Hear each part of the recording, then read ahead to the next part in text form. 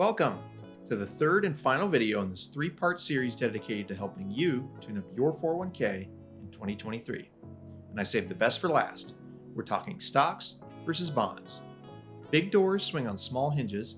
What I show you over the next few minutes is hopefully the key you need for unlocking an investing insight that sticks with you for a lifetime. Let's get to it.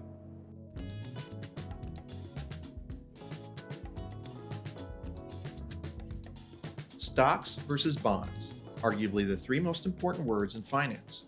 Unfortunately, there's a lot of noise about this topic broadcasted on a daily basis by the simple fact that the performance of stocks relative to bonds is quite volatile over short time horizons. For example, in 2022, stocks underperformed bonds by 8%, but the year before, stocks outperformed bonds by about 30%. Since we are talking about investing in 401ks, i.e. retirement accounts generally invested for more than 20 or 30 years at a time, let's find the signal in stock versus bond data that's broadcasting to long-term investors and cut out the short-term noise. We can do that by zooming out of the here and now to see over 100 years of data going back to 1920. From this perspective, we can review a deep history of stock versus bond performance beyond just one-year windows. For example, if we review stock versus bond performance over 5-year windows, we actually have 99 different 5-year windows between 1920 and 2022 to compare. So, how do stock versus bonds stack up against each other over those 99 different 5-year windows? Here's a graph of just that, sort of from the worst years for stocks relative to bonds on the left to the best years for stocks relative to bonds on the right. To help you read this graph, let's put this data front and center and use it to highlight a couple of interesting points about investing over a 5-year horizon. First, let's take a look at the wide range of outcomes. They span all the way from stocks underperforming bonds by 16% on the far left side, and that's happened twice since 1920, all the way to stocks outperforming bonds by 23% on the far right side. That's a swing of 39% in relative performance. And second, we can see that despite the wide range of outcomes, more often than not, stocks outperform bonds, 74% of the time to be exact.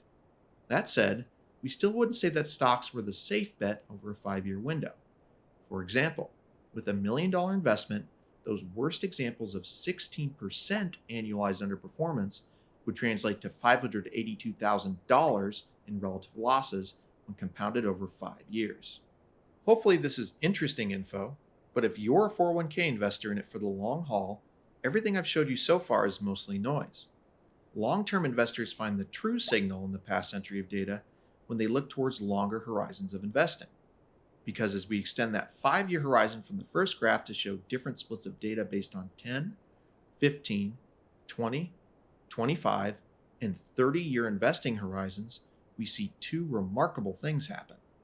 First, each time we extend the investing horizon, stocks outperform bonds on an increasingly consistent basis.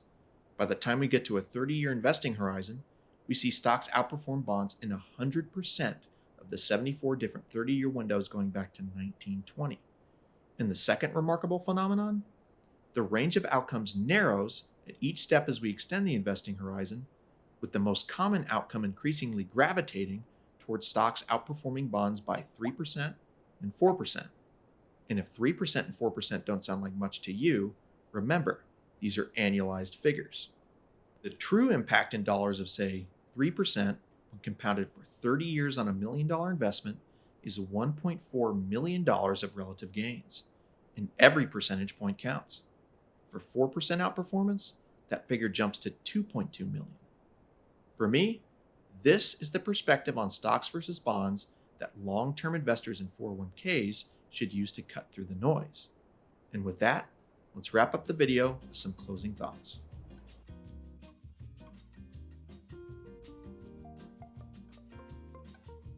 If you're curious what data I used to compare stocks versus bonds going back to 1920, I've left a link in the description below with an appendix that details precisely how I assembled this info.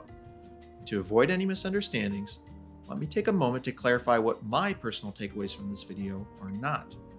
I do not think that an investor with a long-term horizon should invest 100% in stocks. And I do not think that stocks will necessarily outperform bonds over the next 100 years, just like they did the past 100 years. My personal takeaway from this video is that some investors allocate too much to bonds in their 401ks by failing to look at those savings from a long-term perspective.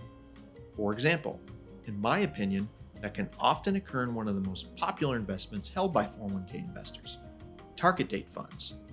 But if you watch my previous video, you know I have no shortage of thoughts on target date funds. And with that, you are done with the third and final video in this 3-part series designed to help you tune up your 401k in 2023.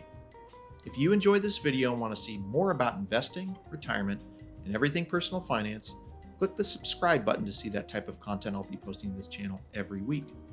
So until next time, my name is Alex Rezzo, and it's been a pleasure as always. Thanks for watching.